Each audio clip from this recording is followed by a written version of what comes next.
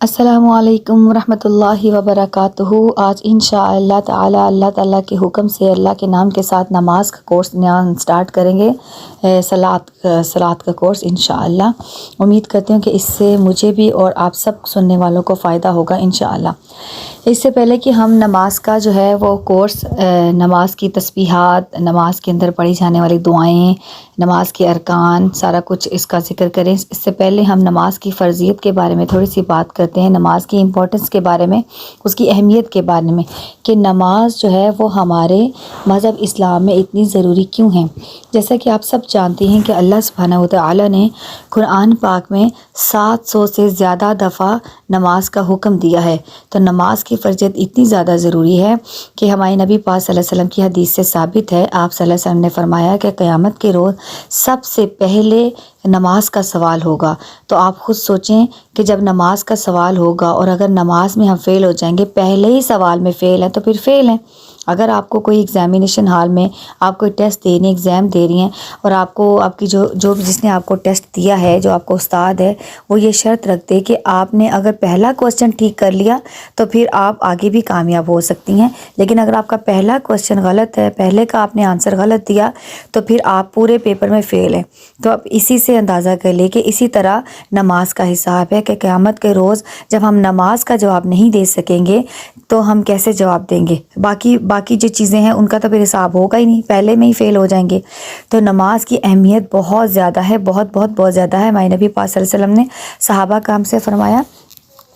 کہ اگر آپ کے گھر کے سامنے ایک نہر بہتی ہو اور آپ 5 دفعہ اس نہر میں نہاؤ، دن میں 5 دفعہ آپ اس نہر میں نہاؤ، تو کیا آپ کے جسم پر کوئی میل کچیل، کوئی میل کا ذرہ باقی رہ جائے گا؟ تو صحابہ کرام رضی اللہ تعالیٰ عنہ نے فرمایا کہ بالکل بھی نہیں۔ تو اسی طرح 5 نمازوں کا حال ہے۔ آپ صلی اللہ علیہ وسلم نے فرمایا کہ یہی حال 5 وقت کی نماز کا ہے۔ 5 وقت کی نماز ادا کرنے سے مومن جو ہے، مسلمان، اس طرح گناہوں سے پاک ہو جاتا ہے کہ جیسے اس کے اوپر کوئی، جس طرح وہ 5 دفعہ نہانے سے اس کا جسم پاک ہو جاتا ہے نا، اسی طرح 5 وقت کی نماز پڑھنے سے وہ گناہوں سے اس طرح پاک ہو جاتا ہے، یعنی اس کی روح پاک ہو جاتی ہے۔ لیکن نماز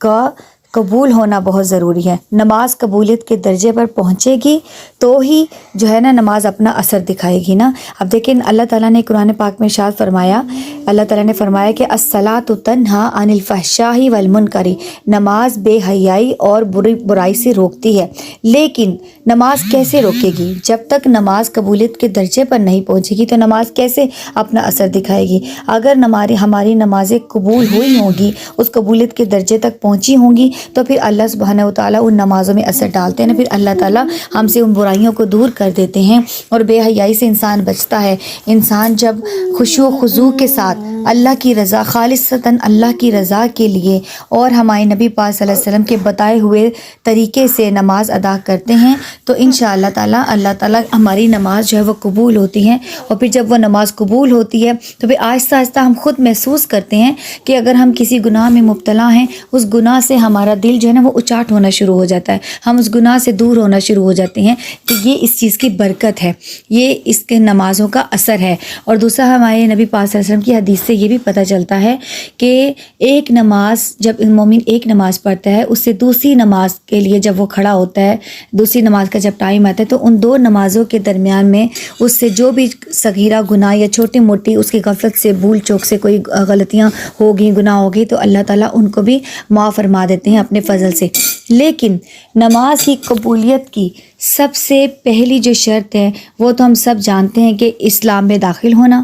ظاہر ہے اللہ تعالیٰ کی توحید کو ماننا، اللہ تعالیٰ کو ایک ماننا اور رسول اللہ صلی اللہ علیہ وسلم کو اللہ کے آخری نبی ماننا۔ اس کے بعد جو سب سے موسٹ امپورٹنٹ جو چیز ہے نا نماز کی قبولیت کے لیے، وہ ہے حلال رزق۔ اگر رزق جو ہے وہ حلال طریقے سے نہیں کمایا جاتا، اور ہم جانتے ہیں کہ حلال ہمارے گھر میں جو ہم کھاتے ہیں وہ حلال طریقے سے نہیں آ رہا، اور ہم نماز کی پابندی بھی کرتے ہیں، تو پھر وہ ان نمازوں کا کوئی فائدہ نہیں ہے۔ وہ نمازیں ہمیں بخشوا نہیں سکتی، وہ نمازیں ہمارے نہ تو دنیا میں کام آئیں گی اور نہ ہی آخرت میں کام آئیں گی۔ تو نماز کی قبولیت کا سب سے جو موسٹ امپورٹنٹ فیکٹر ہے وہ یہ ہے کہ ہمارے جو رزق جو ہم کھاتے ہیں وہ اس کا حلال ہونا بہت ضروری ہے۔ دیکھیں آج کل جیسے فتنے کا دور ہے، جیسے ہم مسلمان ہیں، ٹھیک ہے، اب کوئی ہمیں پتہ ہے کہ ہم کپڑے کا کوئی کاروبار کرتے ہیں یا کوئی بھی چیز بیچتے ہیں، وہ حلال ہے، تجارت جائز ہے، تجارت حلال ہے، لیکن اگر آپ ایک کپڑے کا ٹکڑا یا ایک چھوٹی سی چیز جو حلال ہے وہ آپ بیچ رہی ہیں، لیکن آپ جھوٹ بول کر بیچ رہی ہیں اور آپ نے اللہ کے نام کی کوئی قسم کھا لی، قسم کھا کر آپ نے وہ جھوٹ بول کر مال بیچا، تو وہ جو مال، وہ جو چھوٹا سا ٹکڑا آپ نے بیچا اور اس کے عوض جو آپ کو کمائی ہوئی وہ آپ کی جائز نہیں ہے، وہ حلال نہیں ہے۔ تو یہ چھوٹی چھوٹی باتوں کا ہمیں خیال رکھنے کا بہت زیادہ ضرورت ہے۔ تو نماز کی جو ہے نا سب سے بڑی جو چیز ہے، نماز ہماری روح کو پاک کرتی ہے، دیکھیں، اور سب سے بڑی ایک اور جو چیز ہے وہ عاجزی، نماز عاجزی لاتی ہے ہمارے اندر۔ ہم اب دیکھیں، اب کبھی کسی منسٹر، کسی وزیر سے ملاقات کرنے کا ہمیں موقع ملے، ہم کیسے تیار ہو کر، ایکٹیو ہو کر، کنسنٹریشن کے ساتھ ان کی بات سنیں گے اور ان کے آگے مؤدبانہ انداز میں کھڑے ہو جائیں گے ہاتھ باندھ کر۔ تو یہ جو نماز ہے یہ تو ہماری رب کائنات سے، پوری کائنات کا جو مالک ہے اس کے ساتھ ملاقات ہے۔ تو اس کے سامنے آپ دیکھیں جب ہم قیام میں کھڑے ہوتے ہیں ہاتھ باندھ کے، تو یہ عاجزی ہے، ہم عاجزی کے ساتھ اپنے رب کے حضور کھڑے ہوتے ہیں، عاجزی، یہ ہماری عاجزی کا اظہار کرتے ہیں، عاجزی کے ساتھ اللہ تعالیٰ کی حمد و ثنا بیان کرتے ہیں۔ تو یہ اللہ تعالیٰ کے ساتھ، اپنے مالک کے ساتھ ہماری ملاقات کا ایک طریقہ، ہم اللہ تعالیٰ سے گفتگو کر رہے ہوتے ہیں، بات کر رہے ہوتے ہیں۔ اس لیے جب اپنے رب کائنات سے بات کرتے ہیں نا، تو پھر کسی خیال کو، کسی ادھر ادھر کی سوچ کو ہم اپنے دماغوں میں نہیں لانے دینا چاہیے۔ اب دیکھیں کہ اگر ہم کسی وزیر سے، کسی منسٹر سے ملاقات کر رہے ہوں اور اس نے کوئی ہمیں امپورٹنٹ ٹاسک دینا ہو، کوئی اہم کام دینا ہو، تو ہم کبھی بھی اپنی گھر والوں کو بھی منع کر کے آئیں گے کہ آپ کو پتہ ہے نا کہ وہاں پہ کیسا ماحول ہوگا، وہ مائنڈ کریں گے، میرا باس مائنڈ کرے گا، آپ نے مجھے کال نہیں کرنا، آپ نے مجھے ڈسٹرب نہیں کرنا۔ تو ہم ان چیز کا کتنا خیال رکھیں گے نا، اگر کسی منسٹر سے یا کسی باس کے انڈر رہ کر ہم نے کام کرنا ہے، تو یہ تو پھر رب کائنات ہے، یہ تو پوری کائنات کا مالک ہے جس کے حضور ہم کھڑے ہوئے ہیں۔ تو اس کے حضور کھڑے ہونے کے لیے تو ہمیں پوری طرح سے تیار ہو کر، تیار ہونے سے مراد ہے کہ اپنے آپ کو صاف ستھرا پاکیزہ حالت پہ رکھ کر اور اپنے مائنڈ کو بالکل خالی کر کر، بالکل ادھر ادھر کی سوچوں سے نکال کر صرف اور صرف اللہ کے حضور عاجزی کے ساتھ ہم نے کھڑے ہونا ہے نماز کے اندر، خشوع کے ساتھ۔ اور خشوع کیسے آئے گا؟ جب ہمیں نماز کا ترجمہ آئے گا۔ نماز کا، جب ہم نماز پڑھتے ہیں تو ہمیں پتہ ہونا چاہیے کہ جو ہم اللہ کی تسبیح بیان کر رہے ہیں، جو بھی اس میں قرآن کی سورہ پڑھ رہے ہیں، رکوع میں جا رہے ہیں، سجدہ میں جا رہے ہیں، جو بھی ہم دعائیں اس میں پڑھ رہے ہیں، وہ ہم اللہ سے مانگ کیا رہے ہیں، ہم اللہ سے بات کیا کر رہے ہیں۔ جب ہمیں پتہ ہی نہیں ہے، بچپن کی رٹی رٹائی ایسے ہی نمازیں، رٹی رٹائی عربی پڑھتے جا رہے، تلفظ بھی غلط، زبر کو زیر، زبر کو کھڑا زبر، کھڑا زبر کو زبر، کچھ بھی پتہ نہیں ہے، کوئی زبر پڑھیں، کوئی پیش پڑھیں، کسی کا بچپن کا رٹا رٹایا نماز پڑھ لی، چلو جی جائے نماز بیٹا، چلو جی کام ہو گیا، نماز پڑھ دی، سر سے بوجھ اتارا۔ اس طرح نہیں، نماز کی قبولیت ایسے درجے کو نہیں، قبولیت کے درجے کو ایسے نماز نہیں پہنچتی۔ اگر ہم چاہتے ہیں کہ ہماری نمازیں ہمارے کام آئیں، ہماری نمازیں قبر کے عذاب سے ہمیں بچا سکیں، ہماری نمازیں قیامت کے دن ہمارے لیے ڈھال بنیں، تو پھر ہمیں اپنی نمازوں کو قبولیت کے درجے تک پہنچانا ہے۔ اس کے لیے ہمیں خود محنت کرنی پڑے گی، ہمیں خود سوچنا پڑے گا، ہمیں خود خشوع و خضوع کے ساتھ ایکٹیو ہو کر اپنے حروب کے حضور عاجزی کے ساتھ کھڑا ہونا پڑے گا، اور پورے خشوع کے ساتھ ہم نے اللہ سے دعائیں مانگنی ہے، نماز میں اللہ کی تسبیحات بیان کرنی ہے۔ اس لیے ہم نے یہ کورس شروع کیا ہے تاکہ ہم نماز کا ترجمہ بھی یاد کریں، تاکہ ہماری نمازوں میں خشوع آئے اور ہمیں پتہ ہو کہ ہم آج اللہ تعالیٰ کی تسبیح بیان کریں تو دل سے، ہمارے دل سے تڑپ کر اللہ کی تسبیح نکلے۔ اگر ہم اللہ کی حمد بیان کریں تو دل سے ہمیں ترجمہ آتا ہوگا نا اپنی زبان میں، تو ہمیں پتہ ہوگا ہم اللہ کی حمد بیان کر رہے ہیں۔ اب دیکھیں، ہم اب جب اتحیاتوں پہ بھی بیٹھتے ہیں اس میں بھی ہم دعائیں مانگتے ہیں، جب ہم دعا مانگتے ہیں ہمیں پتہ ہی نہیں ہوتا ہم کیا دعائیں مانگ رہے ہیں۔ تو جب تڑپ کے آپ دل سے دعا مانگیں گے تو انشاءاللہ تعالیٰ وہ قبول بھی ہوگی۔ ایک تو نماز کی حالت میں ہوں گے، اس کی قبولیت کے درجے اور زیادہ بڑھ جائیں گے، اس کی قبولیت کے چانسز اور بڑھ جائیں گے۔ تو انشاءاللہ تعالیٰ اسی وجہ سے ہم نے یہ کورس سٹارٹ کیا ہے۔ تو آج انشاءاللہ ہم شروع کریں گے نماز بالکل شروع سے۔ سب سے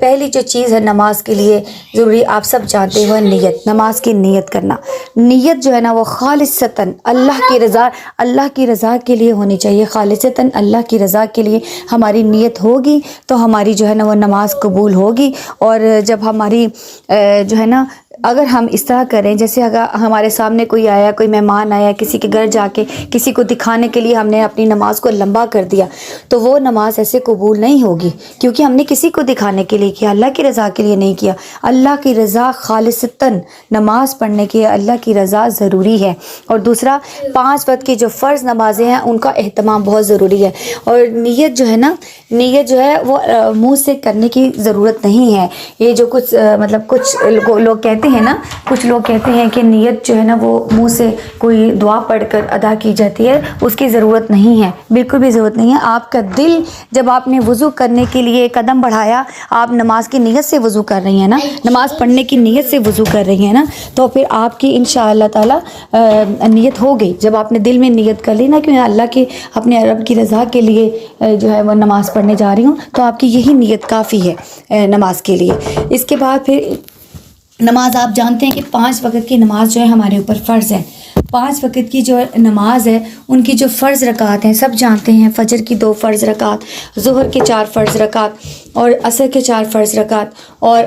مغرب کے 3 فرض رکعت، اور عشاء کے 4 فرض رکعت۔ باقی جو سنتیں ہیں جیسے فجر کی 2 سنت ساتھ پڑھتے ہیں، ان کی بہت زیادہ اہمیت ہے۔ ہمارے نبی پاک صلی اللہ علیہ وسلم کو فجر کی 2 سنت بہت پسند تھی۔ ہمارے نبی پاک صلی اللہ علیہ وسلم نے فرمایا کہ فجر کی 2 سنتیں کبھی نہ چھوڑنا، یہ دنیا اور دنیا کے اندر جو چیزیں ہیں ان سب سے بہتر ہیں۔ آپ صلی اللہ علیہ وسلم کو اتنی زیادہ پسند تھی، تو اس حدیث کے پیش نظر اسکالرز کہتے ہیں کہ اگر آپ کی نماز جو ہے وہ قضا بھی ہو جاتی ہے تو آپ اس کو سنت کو ضرور ساتھ ادا کیا کریں۔ فجر کی سنت کی میں بات کر رہی ہوں جو 2 رکعت سننا ہے۔ اس کے علاوہ جو ہے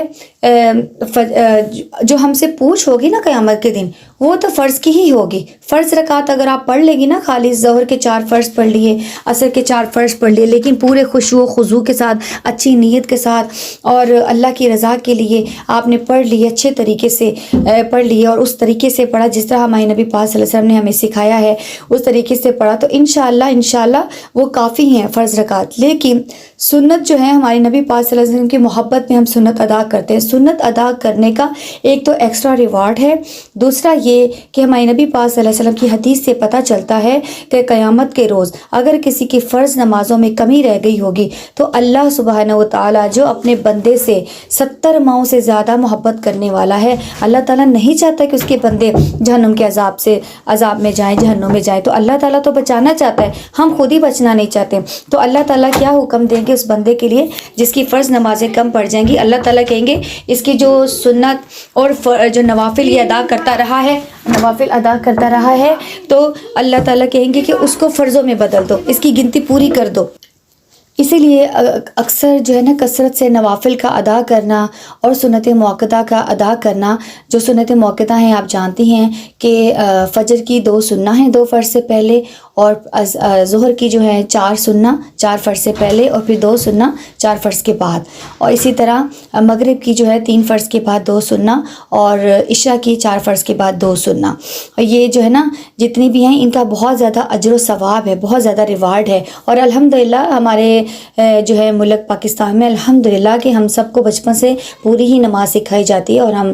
جو ہے سارے پاکستانی جو ہمیں ہیں، ہمارا یہ مطلب یہ عام کلچر ہے کہ ہم نماز جو ہے سنتوں کے ساتھ ہی ادا کرتے ہیں، لیکن نوافل کی ادائیگی میں بھی کثرت کرنی چاہیے، جیسے کہ صبح سورج نکلنے کے اشراق کے نوافل، اشراق کے 2 نفل پڑھ لیے، چاشت کے 2 نفل پڑھ لیے، اور جب بھی آپ کو کوئی اللہ کے حضور حاجت ہوئی تو نفل پڑھ لیے، اور رات کو اٹھ کر تہجد کا جو قیام ہے اس وقت جو اٹھ کر دوبارہ نفل پڑھنا، ان کی تو کیا ہی بات ہے۔ تو یہ سارے نوافل ضائع نہیں جائیں گے، یہ ہمارے انشاءاللہ تعالیٰ کام آئیں گے۔ اگر کسی مجبوری کی وجہ سے، اول تو نماز چھوڑنا، فرض نماز چھوڑنا کسی صورت بھی جائز نہیں ہے، بیماری کی حالت میں بھی نماز چھوڑنا جائز نہیں ہے، اول تو ہمیں فرض نماز چھوڑنی کسی صورت بھی نہیں ہے، لیکن اگر انسان جو ہے نا اس کے اوپر ایسی جیسے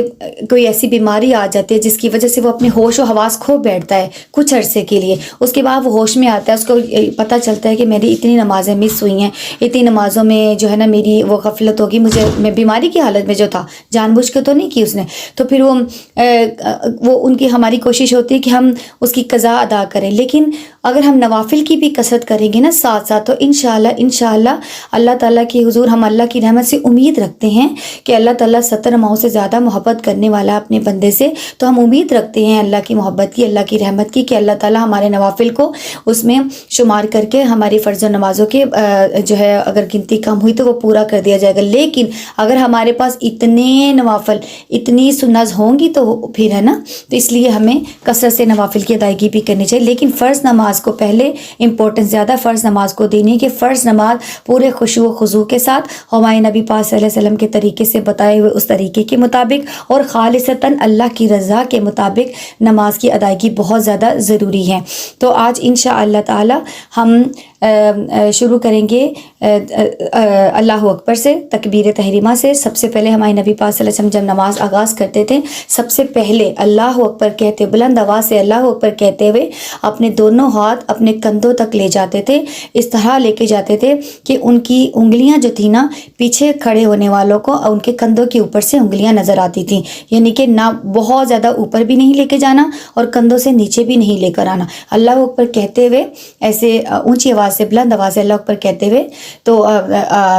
تکبیر تحریمہ بولتے تھے، کیونکہ ہم خواتین جو ہیں ہم گھروں میں نماز پڑھتے ہیں تو ہم بلند آواز سے تو نہیں کہیں گے، لیکن اللہ اکبر کہتے ہوئے جو ہے ہم اپنے ہاتھ شولڈرز تک، کندھوں تک لے کر آئیں گے، اس طرح کہ ہماری انگلیاں جو ہیں وہ شولڈر سے اوپر ہوں، ٹھیک ہے۔ تو اس کے بعد جب ہم نماز کا آغاز کرتے ہیں، باندھتے ہیں، تو ہمارے نبی پاک صلی اللہ علیہ وسلم کی سنت سے ثابت ہے کہ آپ صلی اللہ علیہ وسلم اپنا دایاں ہاتھ، اپنا رائٹ ہینڈ اپنے بائیں ہاتھ کے یعنی لیفٹ ہینڈ کے ہاتھ پر رکھا کرتے تھے، مضبوطی سے اس کو جیسے پکڑ لیتے نا مضبوطی سے کلائی کو، ہاتھ اور کلائی کا جو حصہ نا شروع ہوتا ہے وہاں سے اس کو پکڑ لیتے تھے۔ پھر اس کے بعد آپ صلی اللہ علیہ وسلم کی احادیث سے بہت ساری دعائیں ثابت ہے، بہت ساری چیزیں اور بھی ثابت ہے، لیکن ہمارے کیونکہ پاکستان انڈیا میں ہمیں بچپن سے سبحانک اللہم سے ہی سکھائی گئی ہے، اس میں کوئی حرج نہیں ہے، بالکل پڑھنا چاہیے، کیونکہ اللہ کی بڑائی ہے نا، اللہ کی ہم عظمت بیان کریں، اللہ کی بڑائی بیان کریں، تو ہر چیز میں، ہر چیز سے پہلے جیسے ہم بسم اللہ پڑھتے ہیں ہر چیز سے پہلے اللہ کی بڑائی بیان کرتے ہیں، تو نماز میں کیوں نہیں، نماز میں بھی اللہ کی بڑائی سب سے پہلے بیان کریں۔ اور بھی دعائیں ہیں انشاءاللہ تعالیٰ آہستہ آہستہ آپ کے ساتھ شیئر کی جائیں گی جو ہمارے نبی پاک صلی اللہ علیہ وسلم قیام میں سب سبحانک اللہم کے علاوہ کیا کرتے تھے۔ لیکن سبحانک اللہم و بحمدک اس سے پہلے کچھ لوگ جو ہے نا اعوذ باللہ اور بسم اللہ پڑھتے ہیں۔ سبحانک اللہم سے پہلے اعوذ باللہ اور بسم اللہ کسی حدیث سے ثابت نہیں ہے، کیونکہ اعوذ باللہ اور بسم اللہ کا پڑھنا قرآن پاک کی تلاوت سے پہلے ہے، کیونکہ ہمارے نبی پاک صلی اللہ علیہ وسلم نے فرمایا کہ جب تم قرآن پڑھنے لگو، اللہ کا ذکر کرنے لگو تو شیطان سے اللہ کی پناہ مانگ لو، اس لیے ہم اعوذ باللہ پڑھتے ہیں، اور بسم اللہ آپ کو پتہ ہے کہ ہر سورت سے پہلے ہے تو بسم اللہ پڑھتے ہیں۔ تو سبحانک اللہم جو ہے نا وہ ویسے ہی اللہ کی بڑائی بیان کرتے ہیں، یہ قرآن پاک کی تلاوت نہیں ہے، ٹھیک ہے۔ تو اس سے پہلے اعوذ باللہ بسم اللہ نہیں ہے۔ جب ہم کھڑے ہوں گے اللہ اکبر کہہ کر ہاتھ باندھ کر تو ہم یہیں سے شروع کریں گے، سبحانک اللہم و بحمدک و تبارک اسمک و تعالی جدک ولا الہ غیرک۔ اچھا، میں نے یہ جو پڑھا نا سبحانک اللہم، اس لیے کہ کئی لوگوں کا نا لہجہ غلط ہوتا ہے اس میں نا، یعنی کہ ہمارا جو ہے زیر زبر غلط ہو جاتی ہے۔ وہ کیسے کہ سبحانک اللہم جلدی سے پڑھ جاتے ہیں، سبحانک اللہم ایسے نہیں کرنا، سبحانک اللہم اللہ کے نام کے جو لام ہے نا، شد والا جو لام ہے اس کے اوپر کھڑا زبر ہے، تو اس کھڑے زبر کا حق ادا ہوگا تو اللہ کا نام ہوگا، ورنہ وہ اللہ کا نام تو نہیں بنے گا، تو اس چیز کا آپ نے دھیان رکھنا ہے۔ سبحانک اللہم و بحمدک، کا کو لمبا نہیں کرنا، وَبِحَمْدِكَ سبحانک اللہم پاک ہے اللہ آپ، پاک ہے آپ کی ذات، وَبِحَمْدِكَ اور ساتھ تعریف آپ کی، یعنی کہ میں آپ کی حمد بیان کرتی ہوں، کا مطلب ہے تیری، آپ کی، وَبِحَمْدِكَ اللہ میں آپ کی حمد بیان کرتی ہوں، تو کا صرف کا زبر کا ہے، اس کو لمبا نہیں کرنا، کا نہیں کرنا، وَبِحَمْدِكَ وَتَبَارَكَ اسْمُكَ دیکھیے، اور با برکت ہے، بہت با برکت ہے آپ کا نام، یعنی اللہ کو ہم کہہ رہے ہیں، اللہ کی بڑائی بیان کریں کہ اللہ آپ کا نام بہت ہی با برکت ہے۔ وَتَبَارَكَ اسْمُكَ اچھا، کئی سسٹرز کیا کہتی ہیں وَتَبَارَكَ اسْمُكَ، را کو بھی لمبا کر دیتی ہیں، کہا کو بھی. اس چیز میں آپ نے خیال رکھنا ہے. وَتَبَارَكَ اسْمُكَ، نہ را لمبا ہوگا نہ کیا لمبا ہوگا، دونوں کے پر زبر ہے. ٹھیک ہے. وَتَبَارَكَ اسْمُكَ وَتَعَالَى جَدُّكَ. وَتَعَالَى جَدُّكَ یعنی اللہ تعالیٰ کی عظمت ہے، اللہ تعالیٰ کی بڑائی ہے. اللہ تعالیٰ کی بڑائی، جب ہم اللہ تعالیٰ کا ویسے بھی نام لیتے ہیں ہم کہتے ہیں اللہ تعالیٰ. تعالیٰ یہ وہی ہے، تعالیٰ جدو کا لام کے اوپر کھڑا زبر ہے. اور ہم کیا کرتے ہیں جلدی میں تعالیٰ،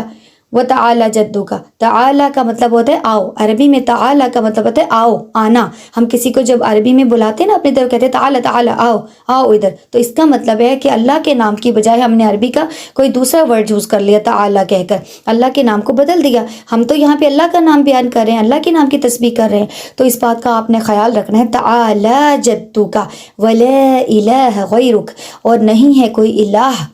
مگر سوائے آپ کے، غیرک سوائے آپ کے. ٹھیک ہے. انشاءاللہ تعالی کل ہم اس سے اگلے لیسن کے ساتھ آپ کے ساتھ حاضر ہوں گے. سبحانک اللہم و بحمدک، نشہد ان لا الہ الا انت، نستغفرک و نتوب الیک. السلام علیکم ورحمۃ اللہ وبرکاتہ. جزاکم اللہ خیرا کثیرا.